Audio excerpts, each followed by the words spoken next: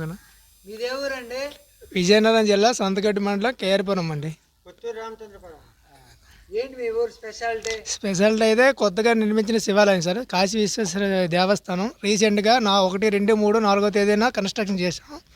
ఇది ఆల్రెడీ ఇదేనది పాత శివాలయం, 150 సంవత్సరాల కిందటిది. దాన్ని ఏంటంటే రీకన్స్ట్రక్షన్ చేసాం. దానికి ఇక్కడ ఏంటంటే ఈ ఊరు సహకారం, తర్వాత బయట ఉన్న దాతలు, మిగతా కుర్రవాళ్ళు బయట నుంచి చాలామంది దాతలు దీన్ని విరాళాలు భారీగా ఇవ్వడం వల్ల అదే ఒక 10 monthsలో కంప్లీట్ అయ్యింది గుడి. దీన్ని కూడా చాలా ఆనందంగా సంబరాలతో బాగా చేసేయడం జరిగింది. తర్వాత ఏంటంటే రీసెంట్గా ఈ గుడికి ఇంకా కొంచెం అక్కడక్కడ కొంచెం చిన్న చిన్న రిపేర్ వర్క్లు ఉన్నాయి. ఇంకా అవి కూడా కన్స్ట్రక్షన్ ఈ మధ్యలో మళ్ళీ ప్రారంభిస్తున్నాం. దాంతోపాటు మాకు మేజర్ సమస్య ఏముందంటే, మెయిన్ ఏంటంటే మా గుడి ఎంత కన్స్ట్రక్షన్ బాగా చేసినప్పటికి కూడా పెద్ద పబ్లిక్లో బాగా వే అయితే వెళ్ళింది.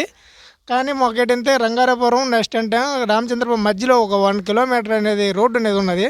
అది ఇప్పుడు మెయిన్ ఒక వర్షాకాలం వచ్చేటప్పటికి గొంతులు పడడం వల్ల వెళ్ళే జనాలకి అటువైపు ఇటువైపులు 2 వైపులు కూడా అది ఏమవుతుందంటే ఈ వెహికల్స్ వెళ్ళడం చాలా ఇబ్బంది అవుతుంది.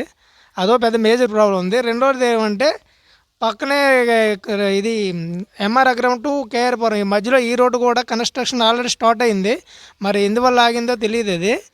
అది కూడా కన్స్ట్రక్షన్ అయితే ఈ ఊరికి అనేది ఒక గుర్తింపు అనేది ఆటోమేటిక్ అనేది ఫిల్ అవుద్దని నేనైతే అనుకుంటున్నాను. రెండవది ఏంటంటే మీరు రీకన్స్ట్రక్షన్ మరి పక్కన ఇంకో వీరభద్రస్వామి ఒక ఆలయం ఒకటి ఉంది. అది కూడా ఈ మా ధర్మకర్తలు కూడా రీకన్స్ట్రక్షన్ చేద్దామనే ఆలోచనలో ఉన్నారు.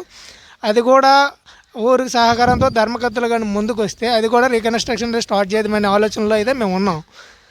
నెక్స్ట్ ఇంకేంటంటే మాకు మేజర్గా బాగా కనిపించింది ఏంటంటే అందరికీ పబ్లిక్లో బాగా ఈ గుడి ప్రచారంలోకి వెళ్ళడం వల్ల మాకు ఒక ఐడెంటిటీ అనేది ఒకటి వచ్చింది మధ్యలో. రెండోది ఏంటంటే మాకు ఈ గుడి ఇంకా ఇది అవ్వడానికి కారణం ఏంటంటే మాకు వ్యూ పాయింట్ అనేది నాగావళి రివర్ ఒకటి ఉంది పక్కన.